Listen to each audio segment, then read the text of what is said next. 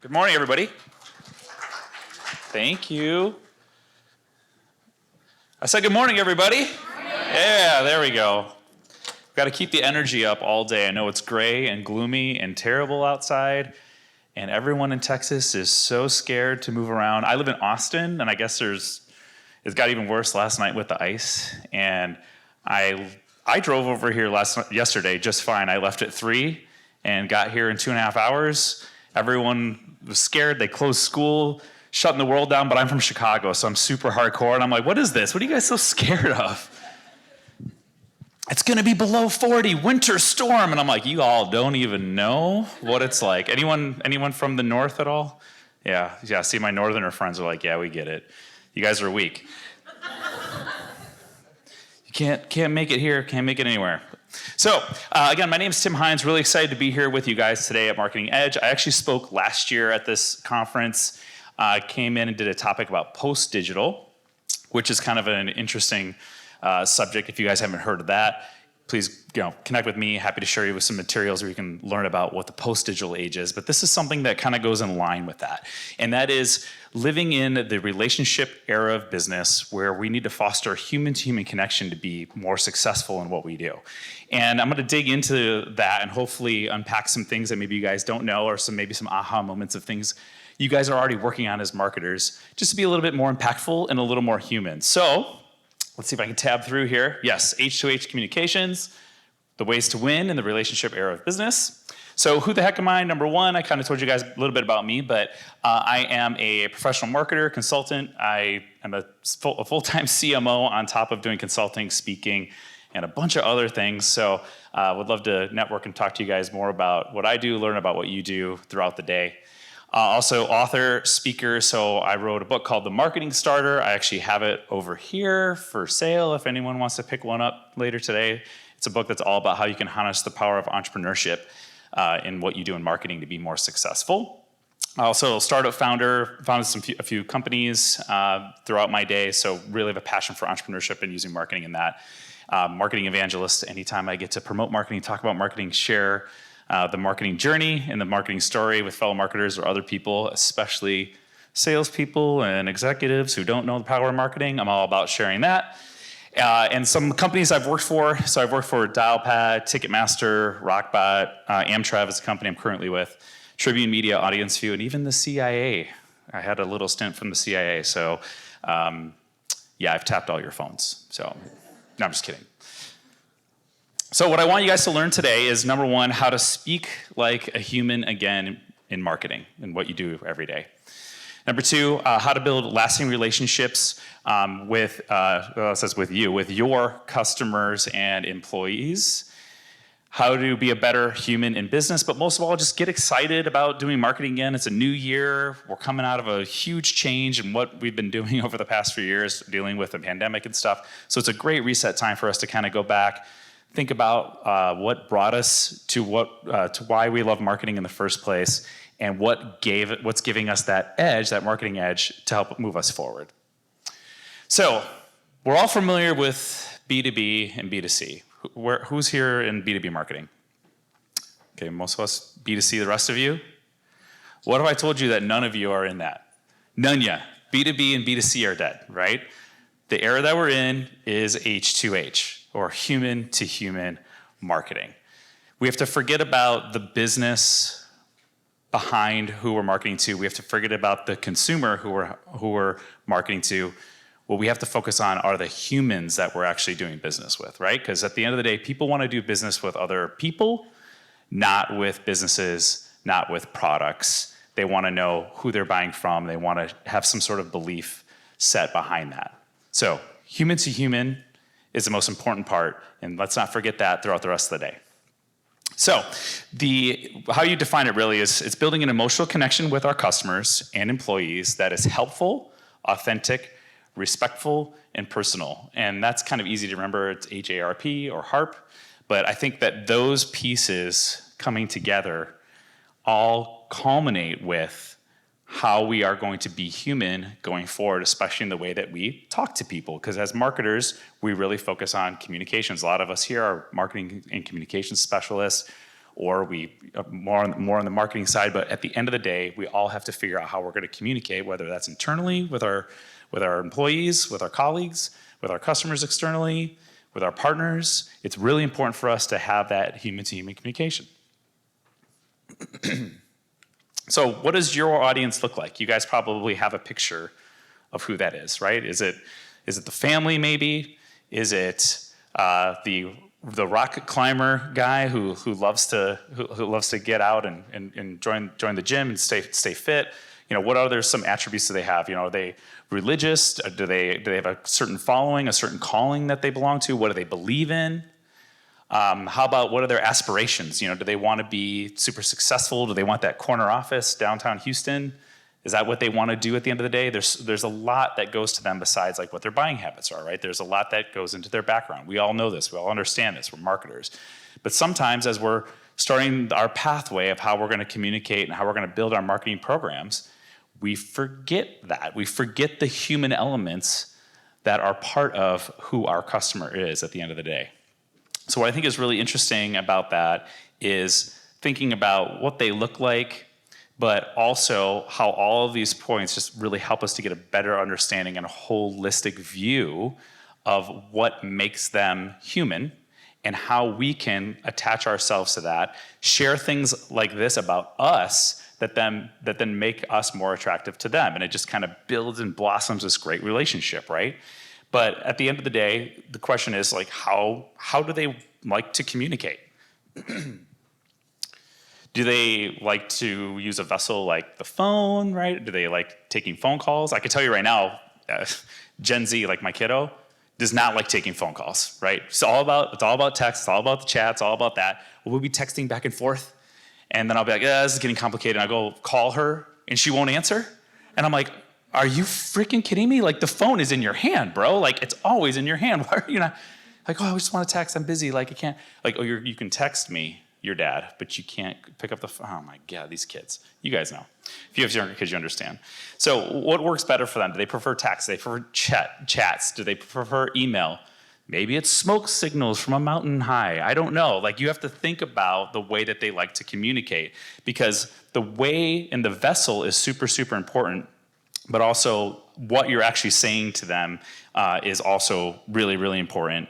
And at the end of the day, it's all about making the audience as comfortable as possible with having that dialogue with you, because that dialogue, as opposed to a monologue, which is like what I'm doing, right? Talking to you, having that engagement in the actual dialogue is what is going to build that human relationship at the end of the day. But I can tell you what they don't want.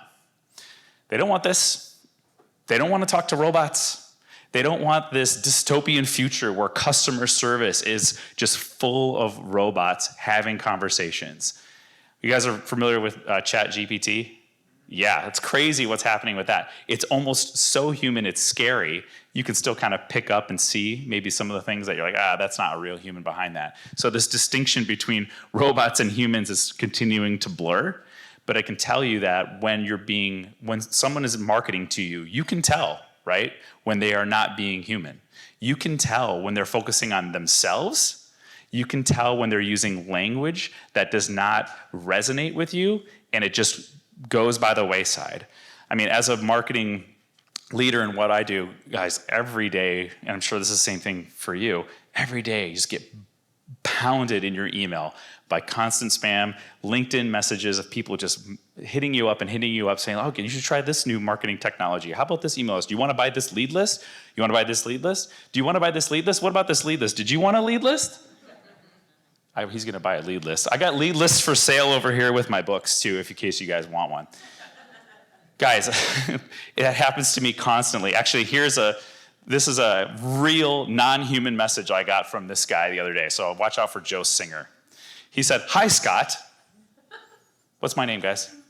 Yeah, it's Tim. So he said, "Hi, Scott. I'm the co-founder and CMO." CMO. He's a CMO. He's a marketing guy of this company, blah, blah, blah. And I just responded, "My name is Tim." Guess what he said after that? Nothing. Yes. Oh, dang, you guys are good. Yeah, he didn't say a thing, right?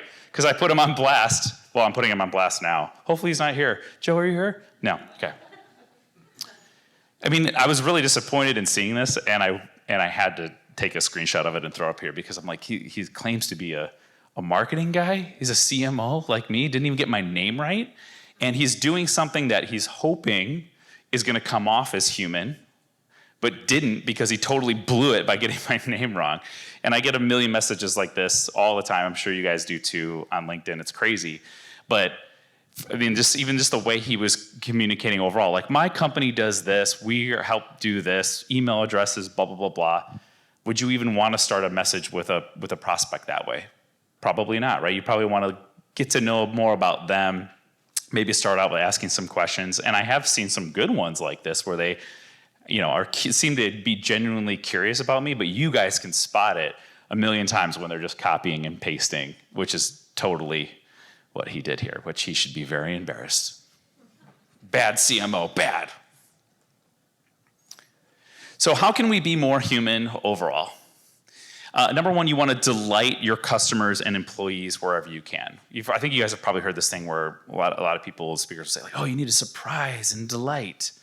You need to, go the extra mile and roll out the red carpet. Sure, all of those things kind of roll into making creating the image that you're doing that extra thing to make your customers or your employees happy. And the way that you're doing that really is just being honest and transparent overall. So finding ways of communicating with them that's going to bring a little smile to their face and show that you care, right? Number one. Number two is you want to follow the platinum rule. Do you guys know what the platinum rule is? You guys know what the golden rule is? What is the golden rule?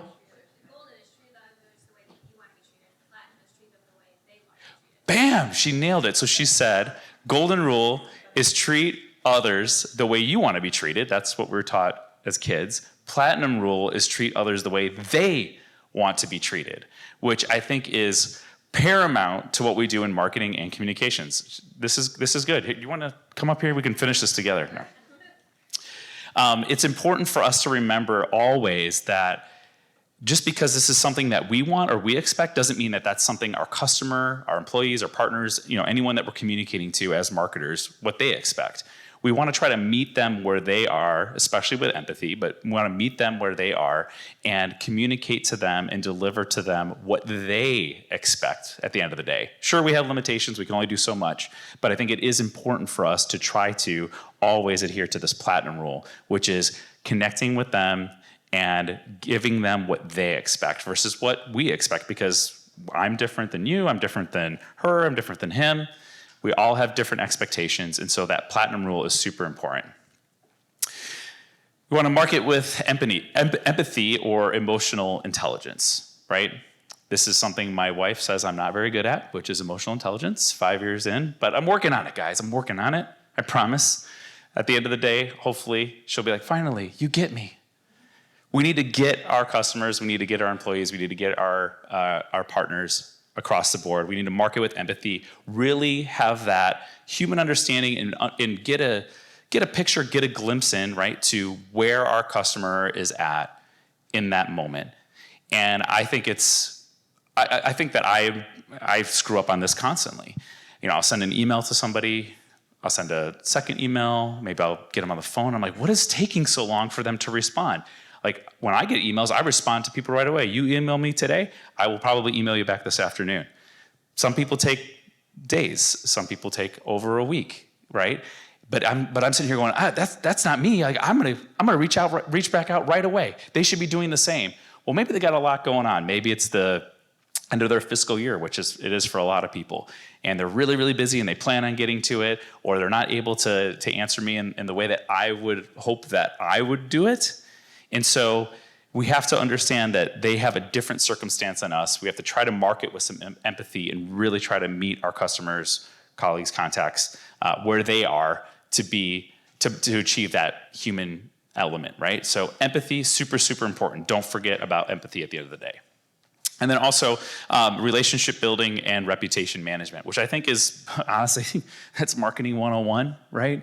We want to make sure that we are focusing on building a great relationships with everybody that we touch in marketing, making sure that we're building a great brand, that we adhere to our brand values, that we're actually speaking out, and we are the embodiment of that in marketing. I think marketing is just such a great position to be in, because you're almost trusted with the keys to the kingdom when it comes to the brand, right? When it comes to the communication. Even if you're not the overall leader of the entire marketing department, even that small piece that maybe you have, those are your little keys that open certain doors, and it's your responsibility to caretake for that and make sure that you're building those relationships, that trust, and then ultimately caretaking for the brand and building that reputation. Super important. So what we can do is, number one, is prioritize our customers, right? I think this goes without saying. I think we all think like, oh yeah, of course I prioritize my customers, no question. I think Joe back there thought he was doing that too, right? I'm gonna prioritize my customers, but man, I'm really busy. I'm gonna try this shortcut, copy paste. Oop, I messed up. Now Tim's never gonna be my customer. So he was prioritizing his time. He was prioritizing his ease, his need to get his message out, over prioritizing a prospect, which was me, right? So he totally burned that bridge. That's a mistake that he did. He wasn't truly prioritizing it. He had something else that trumped that, and he stumbled, he messed up. So always keeping that North Star as your customer.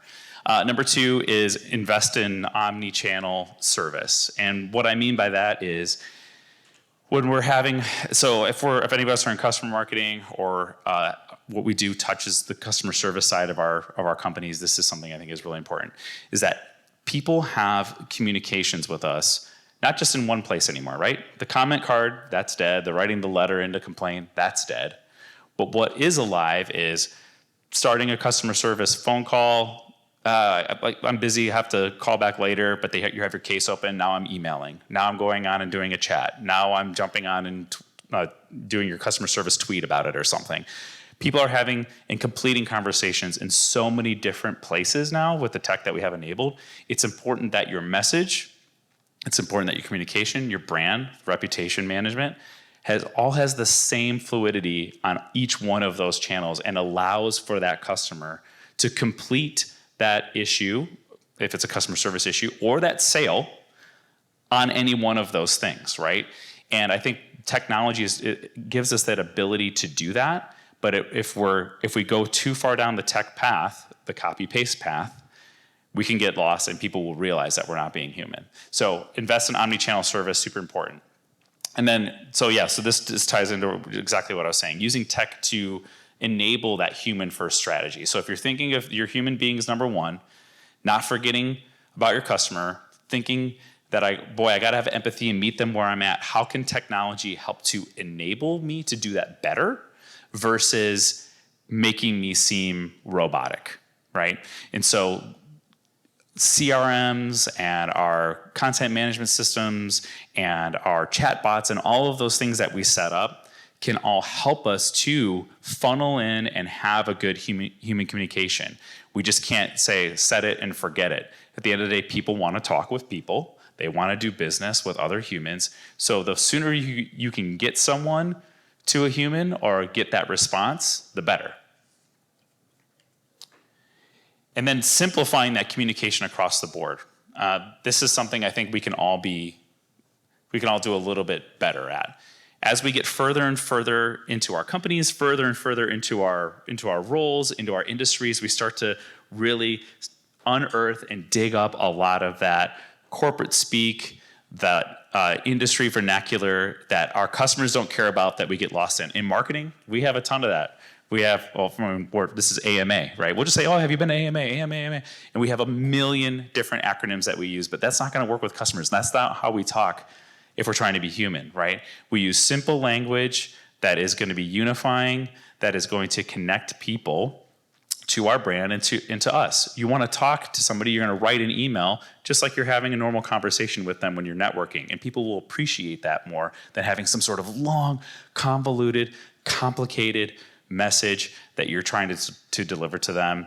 You know, I was working on a sales sequence set for a sales rep that I work with, and he said, like, hey, here's the 3 email sequence that I wrote I'm gonna be using for prospecting. And I kid you not, like those emails were at least like 200 words each. And I was just like, Chris, it's not gonna work, man. It's so long. You expect these people who don't know you, you're coming in cold, to want to read all of this messaging. You want to get short and sweet to the point of why you're talking to them and what value you can deliver. Let's work on this. Let's simplify this. Let's make this more impactful and more human and more about them rather than about us. And so we tuned it up and rolled that out, and it had much better response rate, much better success than his long emails where he was just going on and on about, we do this and we can help you, blah, blah, blah. And I was like, don't be like that Joe guy, right? Be like you. Be you so they can be them and have a real dialogue, have a real conversation with them. And then lastly, you want to measure customer satisfaction. So I think this is probably something that we know, but maybe something we also miss the mark on, which is really getting in and trying to understand how satisfied our customers are, how satisfied our prospects are, but not just like how they find our service, but how do they find our communication? How do they find how human to human we are being with them? You know, what we're saying to them, does that resonate?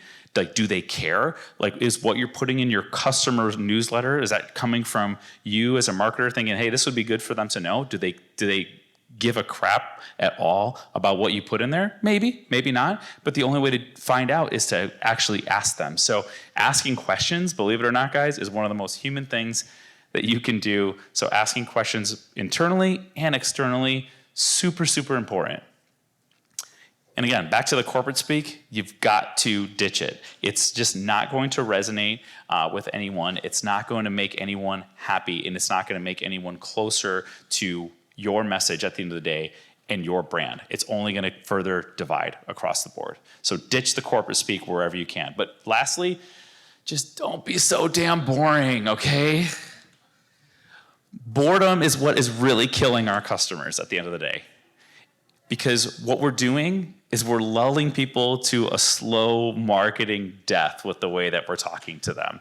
We're just bombarding them with the same messages over and over and over. We're not asking them questions. We're not building those connections. We're not doing things to establish that human relationship. And when you do that, all you do is be like my sales guy, where you're talking about the company, that's your customer. That's your prospect. Just bored to death. And you guys have felt that too, right? Constantly. You guys are just like, oh my God, is this the same message again? Time is valuable, not only for you, but for the people you're marketing to. So don't bore them. Don't waste their time. The biggest anti-human thing you can do is waste their time and ultimately make them feel bored. So just don't be so damn boring at the end of the day. And the way you can do that, number one, is refining your speak. So you want to think about who you are speaking to. Like, this is like one-on-one stuff, but who are you speaking to, right? We talked a little bit ago about those psychographics, some of those external demographics about our customer, the things that they're into, the hobbies, what they love, what they're passionate about. So who are you speaking to at the end of the day? Who's that audience? And we have so many different audiences in marketing. I always picture marketing as kind of like that hub between so many different groups within the company, right? You have your sales team, your customer service team, your execs. Marketing is in the middle because each one of those, HR, each one of those is always asking us to do stuff. Do I have like any generalists in here that are really at the center of their companies where people are asking them? Yeah.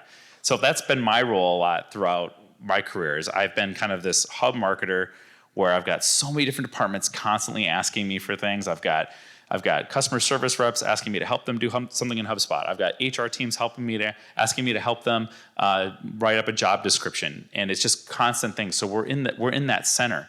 But knowing who our audience is, whether that is a different department or our customer or our partner, if we're doing partner marketing, there's so many different people, and we're going to talk to them differently. So we have to really refine that speech and the way that we talk to them to be either more casual if they like casual, more corporate if they are more corporate, more formal if you're talking maybe to the exec team or to the legal team. What is the way that they like to talk? Again, that's the platinum rule. What is the way that they expect the conversation to go?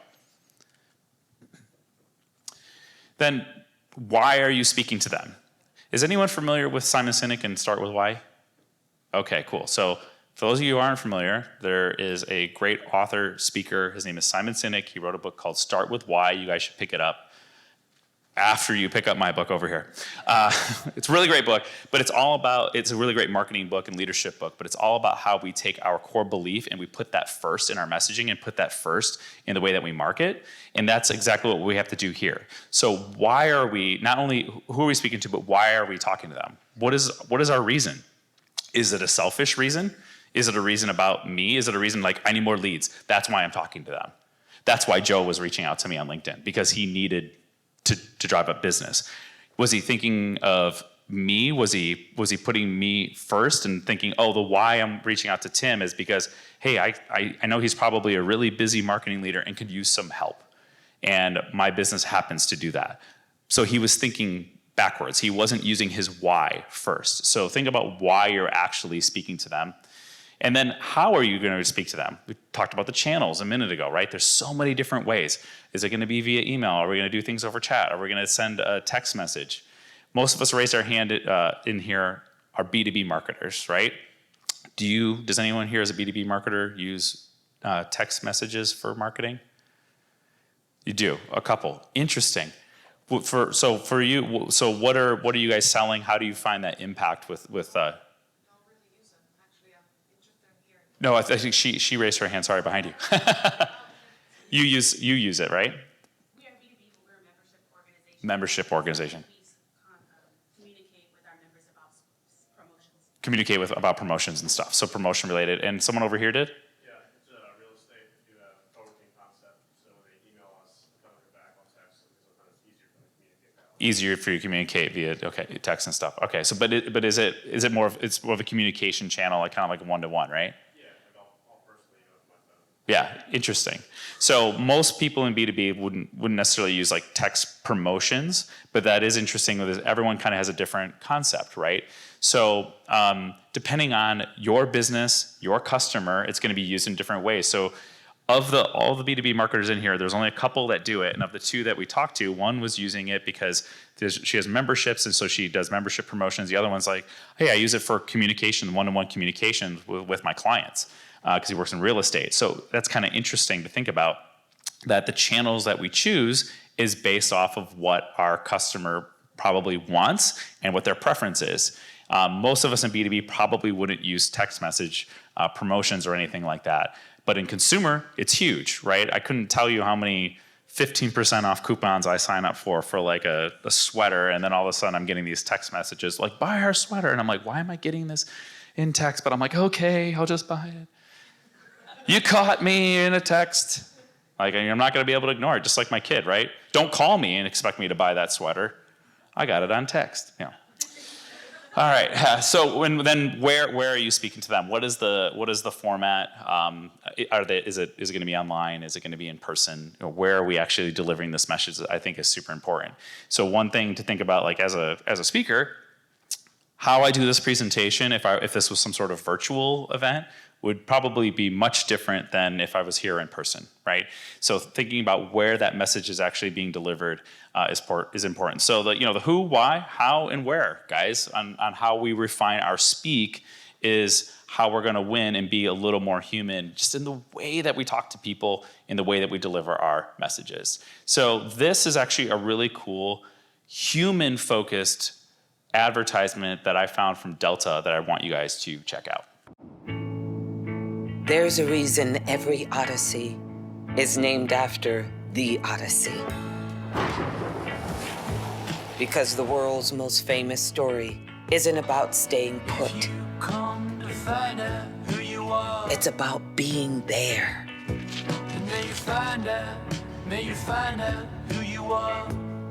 Taking chances. And if you come to search for what is love, taking inspiration. May you find it at any cost. Taking off. At Delta, we believe in seeing a different point of view. From a different point of view. So for those who want a story to tell, we have a world full of places to start. How would you guys rate that on a human scale of messaging on a 1 to 10? Probably pretty high, at least I did.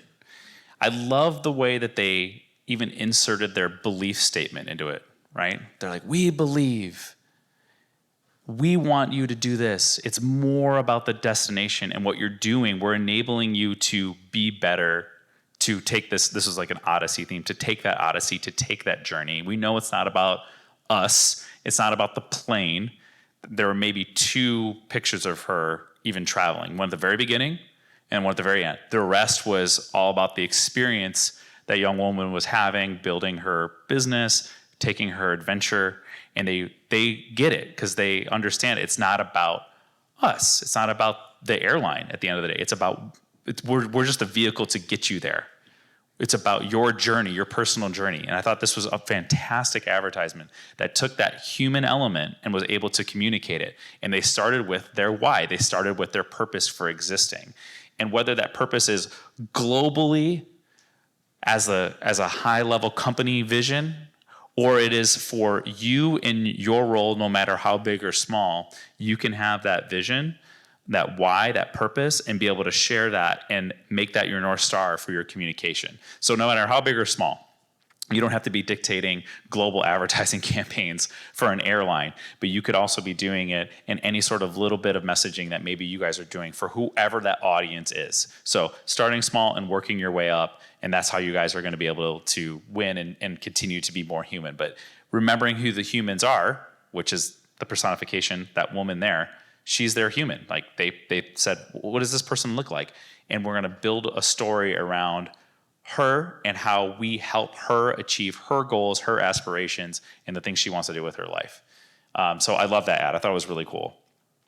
So human communication impacts your bottom line. So 57% of consumers say that human communication would increase their brand loyalty. And 58% of them say that human communication would increase the likelihood of spending money with a brand. And I think that's really interesting that they say that, because that just means that they're not getting that now, right? If they're getting that now, they're going to be more loyal to your brand. They're going to want to spend more money if they feel like they're doing business with people, if they feel like they're doing business with humans. This is especially important in our B2B sectors. And 74% of consumers say that business messaging lacks that personalized human connection. 74%? That is a huge gap. But when I see huge gaps like that, don't fret. Don't worry. When I see huge gaps like that, that means you're down here, and all we got to do is just take little steps, and we get so much better. When you start from the bottom, then you get here. Start from the bottom, you're here, right? That when I see gaps like that, that means that just a huge amount of opportunity where we can do tiny little things, like what we're learning today at this conference, and the way that we talk to people, the way that we market to people, and we can start to close that gap and watch that go down, down, down, down, down, and hopefully closer to zero. Because that personalization, that human connection is what's going to help us have longer lasting relationships and increase our business and drive brand forward. So 74%, that's so crazy.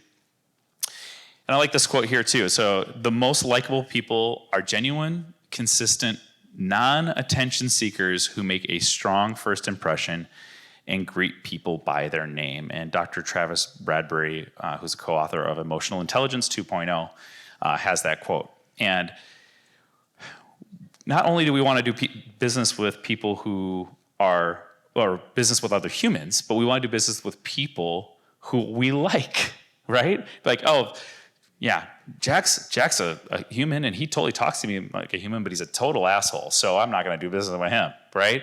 You want to do business with people who you like at the end of the day, people who have a smile, people who know your name. Guess who didn't know my name earlier? Oh, he didn't know my name, did he? Yeah, he thought my name was Scott, didn't know my name. I don't like Joe very much anymore after calling me Scott, right? Because he didn't know. Like, that's the first thing we can do is know our audience's name. Like, that's like the first thing we could do.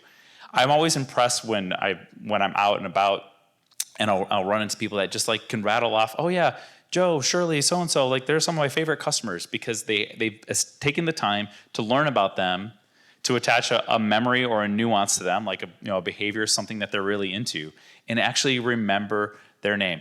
How many people here have received as a customer, have received like a greeting card or any sort of like written piece of mail recently?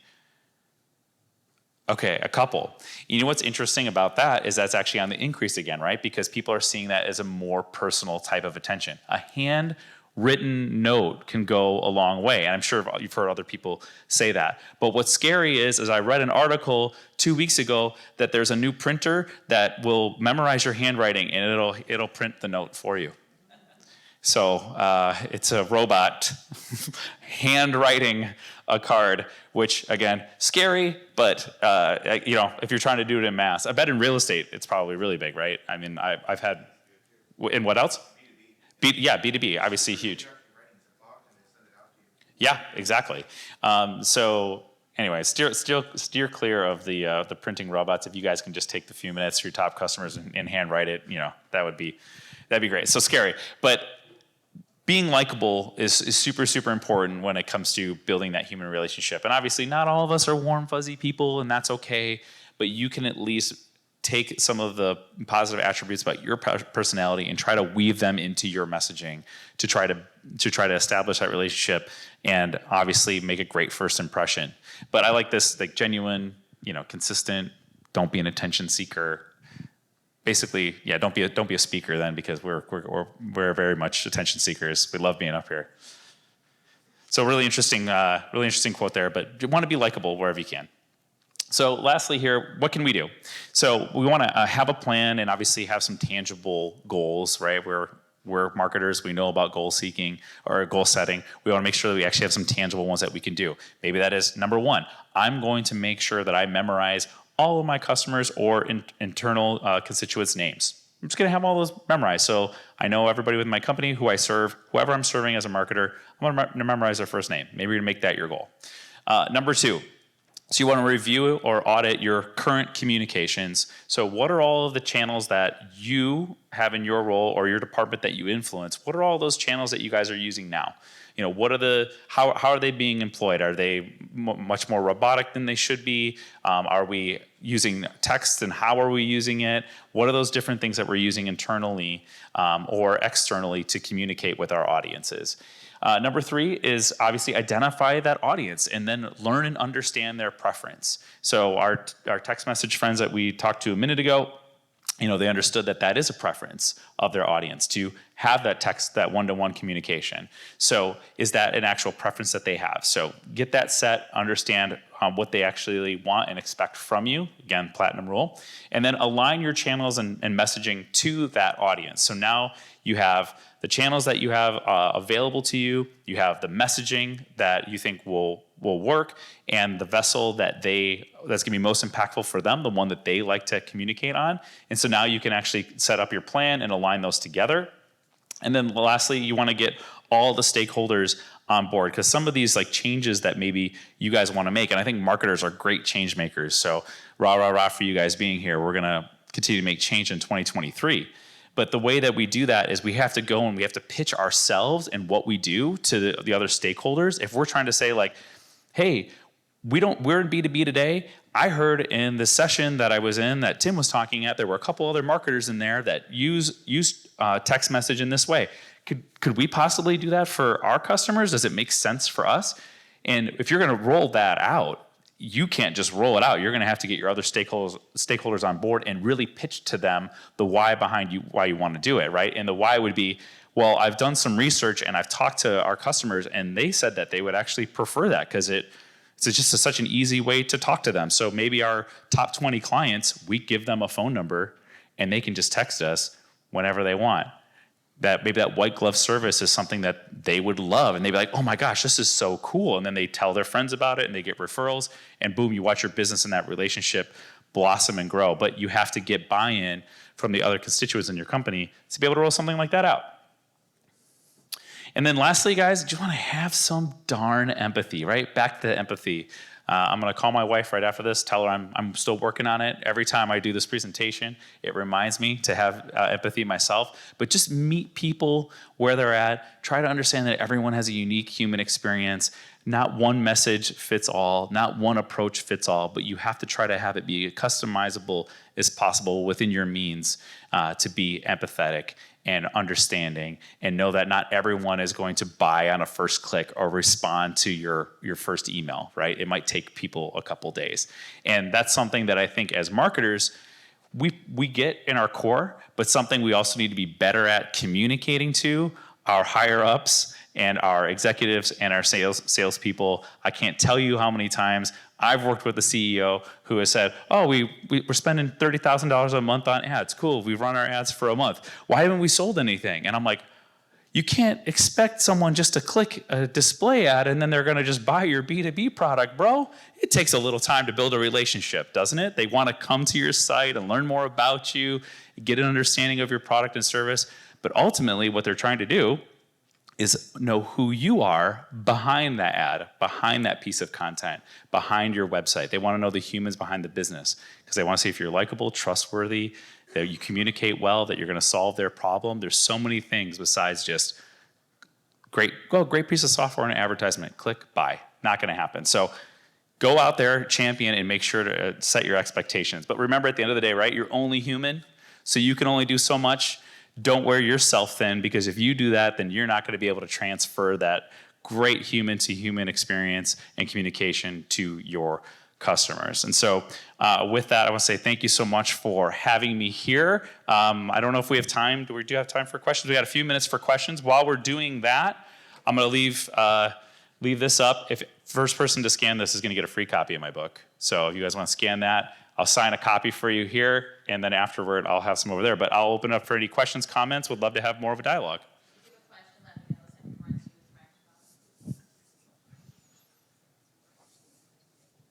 Hi. My question is, do you think that Joe had an opportunity to recover if he had been ultra human and said like, "Oh, this is so embarrassing, I haven't had enough coffee," and started a dialogue? Probably. I would say so, right? So he didn't own up to it. He just ghosted. And I mean, I've done that where I've messed up. And I've been sending messages to people before, and I spell their name wrong or screw up in some way, and I go, "Oh my gosh, I'm such a ding dong, I can't believe I did that." Yeah, I would say yes, because that would show your human side. If he would have said something like, "Oh my gosh, Tim, you're right, my bad, I was just copying and pasting. Oh, that's so dumb." Anyway, I would love to talk to you, but I get it, like if it totally off-put you. And if he owned up to it, I might be like, "Oh, wow, that's really interesting. He actually kind of owned up to it. Maybe I will talk to him." So he could have probably made that an opportunity. But alas, he has still not responded. So we actually did a campaign on that purpose. Oh, I'd love to. So we did a campaign for a client on that purpose. Every had the same generic name, and if they responded back, that was a conversation starter. Yeah, and it worked. Had a pretty good return. So you know who was reading and who wasn't. That's very sneaky. Very, very sneaky. I'm going to be on the lookout for you. Yeah. That topic, when you're getting all these messages from robots, how do you discontinue them? Yeah, that's the problem. They have LinkedIn Sales Navigator, and they have all these tools to be able to do it. You just gotta go and just delete. There's just nothing you can do, unfortunately. They're just gonna hit you up. So the other question I had, you said how you are speaking to them and where you're speaking to them. I don't really understand the difference. Yeah, so the how you're speaking to them is like how you and I are talking now. So we're having a semi-casual but professional conversation. So the tone, the delivery, what we're actually saying to each other as far as the language, and then you said the difference between that and the where. So the where is we're in this room. We're in a conference room together. We're in a professional setting, a networking setting, versus maybe a boardroom where it's a very stuffy, much more professional type of meeting place. So knowing the actual place and the setting and how you're actually delivering the message. Does that make sense?